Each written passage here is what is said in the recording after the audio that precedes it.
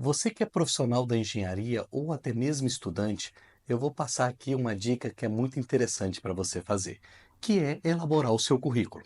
Quando você pega o seu currículo, você vai descarregar ali todas as suas atividades, né? Tudo aquilo que você já fez profissionalmente. E aí, você sempre tem na sua vida profissional alguém que é referência, um profissional que é referência, ou que você fala assim: eu gostaria de seguir o caminho dessa pessoa. Eu queria seguir o cargo que essa pessoa tem hoje. Ou seja, na nossa vida a gente tem sempre a quem buscar uma referência. Então eu sugiro para você buscar essa pessoa que é sua referência e olhar o currículo dele. Olhar o que ele já fez profissionalmente para que ele alcançasse aí aonde ele está, o cargo que ele ocupa hoje. Você vai ver que a trajetória dele tem um caminho interessante para ser seguido. E quem sabe ali você começar a se espelhar no que daria para seguir. Eu vou te trazer o meu exemplo aqui. No ano 2000, exatamente no ano 2000, eu estava no segundo ano de engenharia civil. Ali eu tive a oportunidade de preparar pela primeira vez o meu currículo profissional, ou seja, estava longe ainda de me formar. Quando eu coloquei as atividades que eu tinha de experiência, o currículo não deu nenhuma página e foi estritamente frustrante. O que eu poderia colocar ali? Cursinhos de inglês, né, uma atividade de pesquisa que estava começando a fazer na universidade, ou seja, eu não conseguia preencher aquilo. E naquela época, quem eram as minhas referências eram os meus professores universitários. Então, eu peguei ali dentro da universidade, dentro do departamento de engenharia civil, quem era o professor mais conceituado em pesquisa, em referência, em publicações e assim por diante. Ao ler o seu currículo, que ele era referência para mim, eu fiquei espantado porque ele tinha ali 50, 60 páginas de currículo e eu não conseguia preencher nenhuma página. Naquele momento eu comecei a entender o que ele fazia, o que ele fez ao longo da sua trajetória, para que eu pudesse também acelerar essa situação. Porque mesmo estando na graduação, e aí fica a dica para você que é estudante, é possível você acelerar o preenchimento do seu currículo, porque é possível você trazer novos conhecimentos que durante a graduação você pode fazer. Então, o que eu acelerei? Comecei a buscar mais iniciação científica, comecei a buscar mais monitoria, eu dava monitoria de diversas disciplinas, comecei a buscar fazer aulas para cursinhos preparatórios para vestibular para alunos carentes, para que justamente eu começasse a preencher o meu currículo. E muitas dessas atividades eram até gratuitas, eu ofereci o meu trabalho gratuitamente para ter a experiência e bem como colocar isso no meu currículo. E com isso eu comecei a acelerar o meu currículo em termos de preenchimento. Veja bem, muitas vezes nós profissionais não topamos fazer alguma atividade porque a remuneração não é boa ou é porque não vale a pena financeiramente fazer aquela atividade. No entanto, se aquela atividade for em prol do caminho que você quer seguir, do que aonde você quer chegar, se precisar daquele conhecimento e daquela experiência, eu sugiro para você, faça, independente do lado financeiro. Faça para que você tenha um conhecimento, coloque no seu currículo e aquele aprendizado, sem dúvida nenhuma, em algum momento vai te reverter financeiramente. O problema é que as pessoas estão tudo imediato. O que querem para amanhã tem que estar pronto hoje. Não, tudo tem uma trajetória, tudo tem um percurso e isso não é do dia para a noite. Então eu sugiro para você verificar o profissional que é da sua referência, ver o cargo que ele ocupa hoje, que é o tão sonhado para você, e você verificar o que você precisa fazer para chegar até lá. Vou te dar aqui algumas outras sugestões que aconteceram na minha vida profissional. Comecei trabalhando no saneamento, tá? Especificamente em abastecimento de água e esgotamento sanitário. Como a minha linha era muito teórica, pois eu fiz a graduação, o mestrado e o doutorado, então tinha muito conhecimento teórico e pouco conhecimento prático. Então, como eu tinha muita coisa teórica, comecei no ramo como projeto, elaboração de projetos em abastecimento de água e esgotamento sanitário, pois o projeto ele é conceitual, ele precisa mostrar qual a solução que tem que ser apresentada para o cliente a nível de texto, a nível de desenhos, a nível de detalhamento. Tá?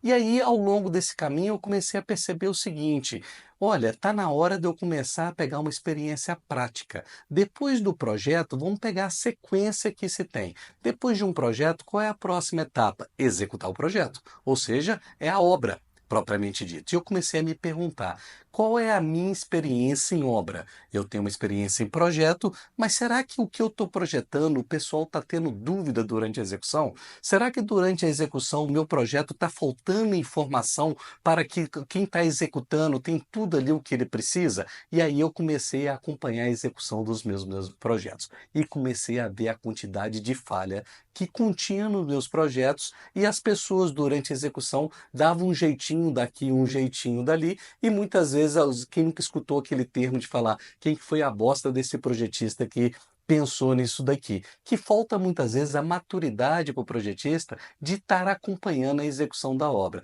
E ali o meu upgrade, ou seja, o meu conhecimento aumentou muito acompanhando obras e até executando obras nossas mesmo, que a empresa começou a abrir um leque de execução de obra e a gente começou a perceber a quantidade de informação que faltava no nosso projeto para que as obras fossem executadas sem paralisações, sem interrompimentos ou que encarecesse depois a execução da obra porque alguma interferência, alguma coisa não foi vista. Então, ir para o campo, ir para aquilo que você está projetando na teoria, a experiência prática, ajuda muito, sensacional. Então, veja bem, tivemos aí um tempo que a gente foi para essa prática para aumentar o nosso conhecimento e voltou esse conhecimento para projetos e muitas vezes o cliente quer contratar o nosso trabalho pela experiência que a gente já tem de aprendizado no campo que transforma esses projetos com melhores conhecimentos.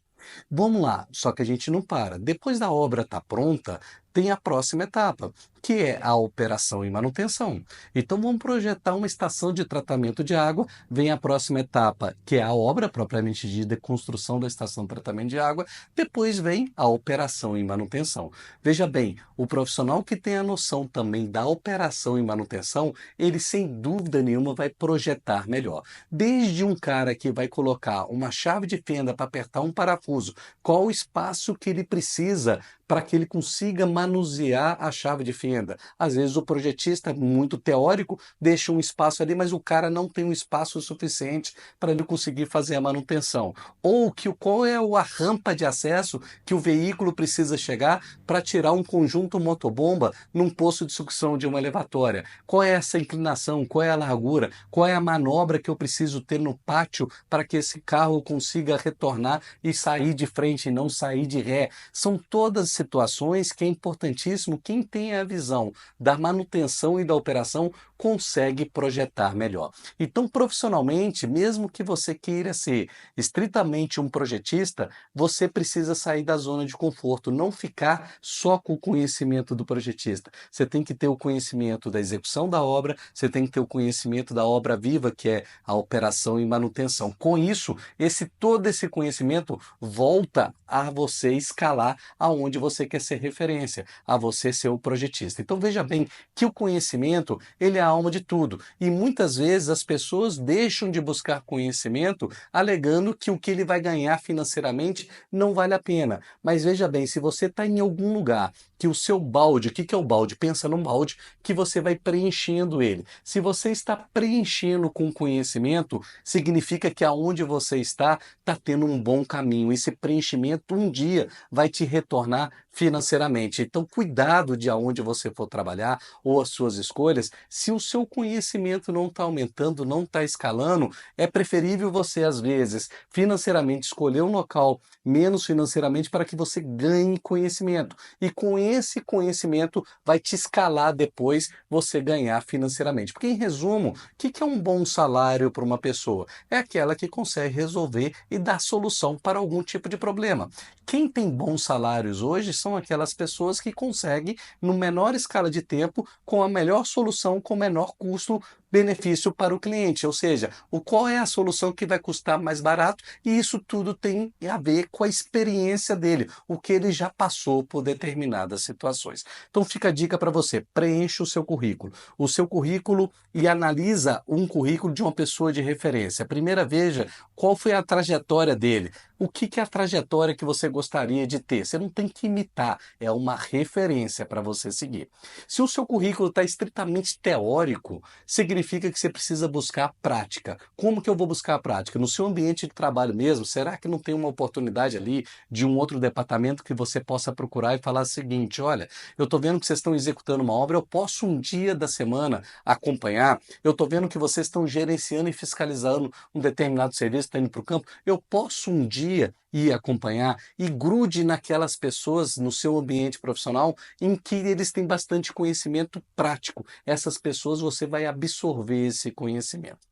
Já por outro lado, se o seu currículo é extremamente prático e pouco teórico, vamos supor, você não sabe escrever um relatório, você não sabe escrever a forma com que tem que ser a conclusão de um texto de início, meio e fim, você também precisa buscar conhecimentos de como escrever esse relatório. Eu já vi diversos profissionais que têm uma experiência prática fantástica, mas na hora que ele precisa traduzir aquela experiência do campo que ele está tendo para a parte do texto e relatórios, ele tem uma dificuldade enorme e ele não consegue transcrever aquilo e o que ele entrega fica muito ruim. E às vezes o cliente, ao ler aquilo que escreveu, tem uma imagem muito negativa do profissional. Então, um bom profissional hoje, para ser referência, ele tem que ter o conhecimento, sem dúvida nenhuma, prático, mas ele também precisa ter o conhecimento teórico e bem como que ele vai apresentar isso através de relatórios. Então, hoje no mercado tem infinitas formas de você crescer e valorizar. Nesse canal nós vamos estar mostrando diferentes formas, inclusive de como escrever um relatório com início, meio e fim. Eu vim de uma banca, conforme eu mencionei para vocês, estritamente teórica, ou seja, fazendo mestrado e doutorado. Quem faz mestrado e doutorado tem uma grande contribuição, além de ter uma contribuição de conhecimento num tema muito específico, também é a elaboração da parte textual.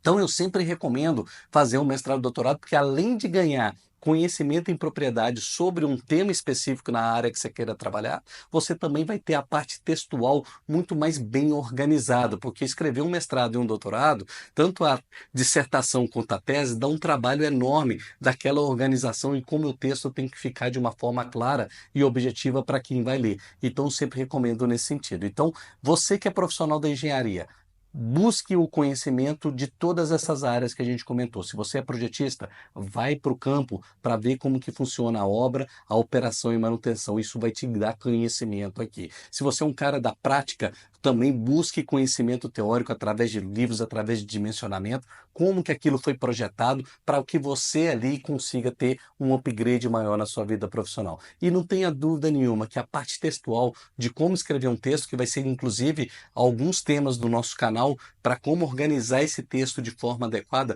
vai ser fundamental também para que você apresente isso para o seu superior, para o seu gerente ou até mesmo para o cliente e ele possa analisar e falar o seguinte: nossa, ficou muito bacana o trabalho que essa pessoa fez aqui, da forma com que ele entregou. Esse relatório ficou sensacional. E isso é a sua imagem, é o que você está entregando. Então fica aí as dicas para que você possa olhar o seu currículo, ver um currículo de referência e o que está faltando no seu currículo. E lembrando, pezinho no chão, humildade. Não acha que o seu currículo está sensacional, não. Sempre há possibilidade de aumentar e valorizar. Vamos que vamos.